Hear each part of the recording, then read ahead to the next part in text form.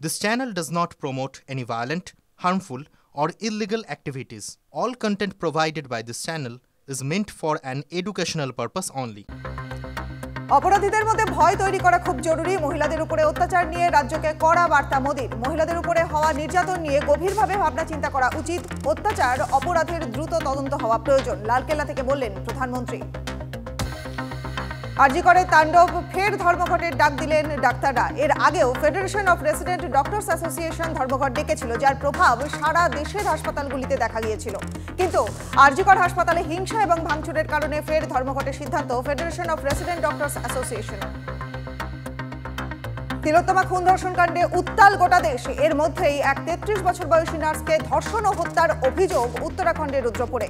30 জুলাই থেকেই নিখোঁজ ছিলেন ওই নার্স। পুলিশ জানিয়েছে, এক বেসরকারি হাসপাতালে কাজ করতে নিহত মহিলা। বাড়ি ফেরার পথে তার সঙ্গে এই জঘন্য ঘটনা ঘটে। ঘটনায় জড়িত সন্দেহে ইতিমধ্যেই একজন ব্যক্তিকে গ্রেপ্তার করেছে পুলিশ। স্বাধীনতা দিবসের দিনেই মহিলাদের জন্য বড় ঘোষণা ওড়িশা সরকারের। ঋতুস্রাবের সময় ছুটি পাবেন সরকারি ও বেসরকারি অফিসে কর্মরত মহিলা কর্মীরা। ঋতুস্রাবের প্রথম অথবা দ্বিতীয় দিনের মধ্যে যে কোনো একদিন এই ছুটি নিতে পারবেন তারা। অবিলম্বে এই নীতি কার্যকর করা হবে বলে জানিয়েছে সরকার।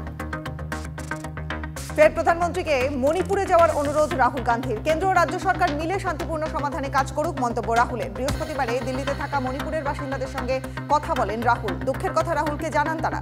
তারপরেই সমস্যা সমাধানে প্রধানমন্ত্রীকে মণিপুর যাওয়ার অনুরোধ রাহুলের। স্বাধীনতা দিবসে কেন্দ্র সরকারকে তীব্র আক্রমণ আপ শিবিরের। দেশের কাজে বহু নেতারা জেলে গিয়েছেন, তাদের হাত ধরেই দেশ স্বাধীনতা পেয়েছে। কেজরিওয়ালকে বেশি দিন জেলে আটকে রাখতে পারবে না, খুব দ্রুত ছাড়া পাবেন আপ সুপ্রিমো। কেন্দ্রকে বিধে আপ, মন্তব্য আপ বিধায়ক আতিশির। হিন্দু এবং মুসলিম জনসংখ্যার ভারসাম্য কমে যাচ্ছে অসমে। তার জেরে সমস্যার মুখে পড়ছেন অসমের হিন্দুরা। স্বাধীনতা দিবসের অনুষ্ঠানে ভাষণ দিতে গিয়ে বিস্ফোরক মন্তব্য অসমের মুখ্যমন্ত্রী হিমন্ত বিশ্ব শর্মার। আর তার মতে, রাজ্যের বহু জেলায় দ্রুত পাল্টে যাচ্ছে জনবিন্যাস। আর ভোটে লড়তে আগ্রহী নন অজিত পাওয়ার। বিধানসভা নির্বাচনে বারামতি থেকে লড়তে পারেন তার ছেলে জয়, ইঙ্গিত অজিত পাওয়ারের।